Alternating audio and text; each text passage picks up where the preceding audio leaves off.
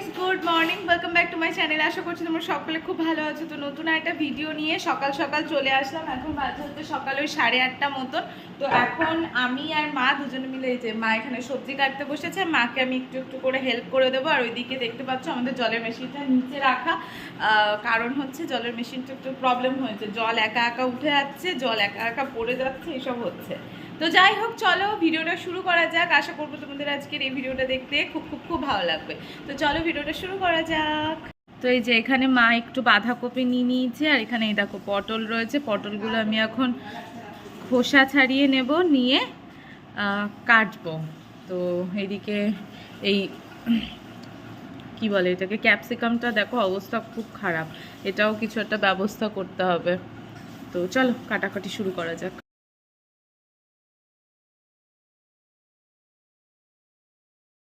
যে সমস্ত কিছু সবজি টবজি কেটে দিয়েছি, এখানে আলু কেটে দিয়েছি, এখানে পটল কেটে দিয়েছি, এখানে পুঁই শাক কেটে দিয়েছি, এখানে আদা রসুন রয়েছে, নিচেও রয়েছে।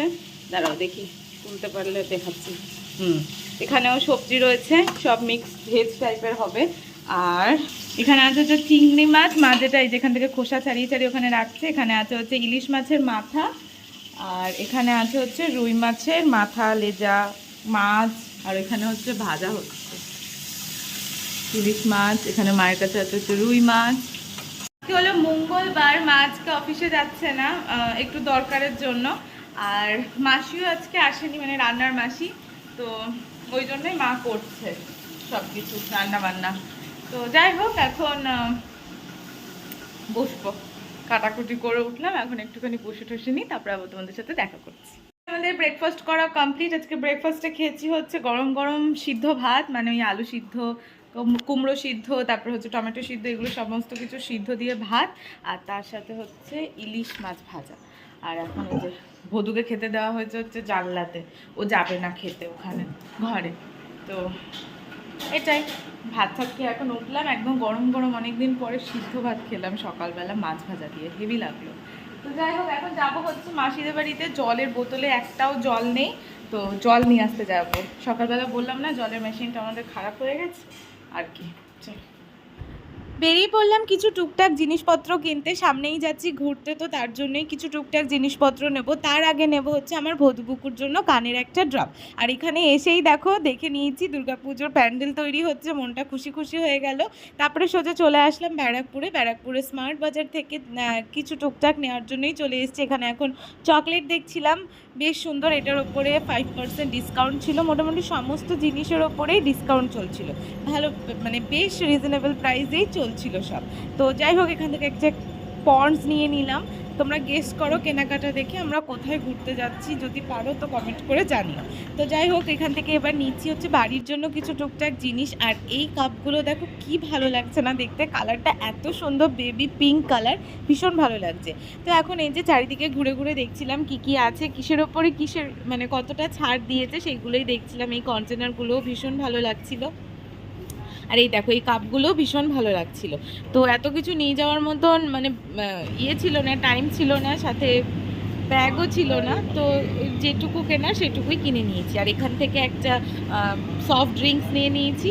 তো চলো এখন বিলিং কাউন্টারে যাওয়া যাক আর বিল করা যাক। আর এই দিক থেকে দেখো, আমি দেখছিলাম সব পুজো সামগ্রিক সব জিনিসপত্র, প্লেট, তারপরে ঘর মানে ঠাকুর ঘর সাজানোর জন্য অনেক রকম জিনিসপত্র ছিল। Good afternoon. তো এখন মানে তখন বেরিয়েছিলাম, বাড়ি এসে রেস্ট নিয়ে একটু ফ্রেশ হয়ে খাওয়া দাওয়া করে এখন আমরা যাচ্ছি ব্যাচে। আজকে আমাদের টিচার্স ডে আছে ব্যাচে, তো ওই জন্য একটু সেজে গুজে যাওয়া। তো চলো যাওয়া যাক। সব বান্ধবীরা মিলে এক জায়গায় মিট করে নিলাম, এখন চলো যাওয়া যাক স্যারের জন্য গিফট কিনতে। তো আমরা মেনলি এসছি হচ্ছে নৈহাটিতে গিফট কেনার জন্য।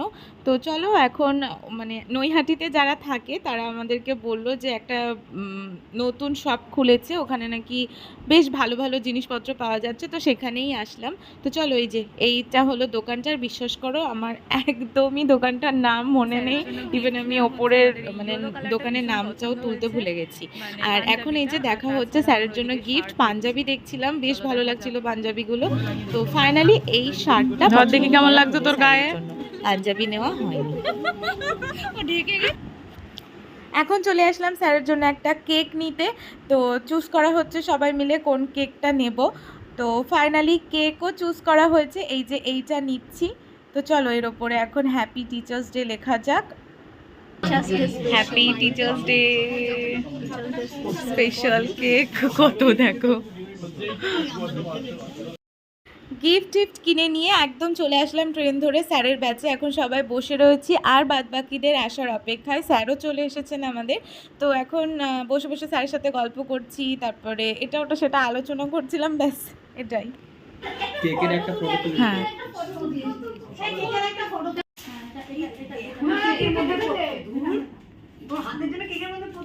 অসুবিধা হয় তো।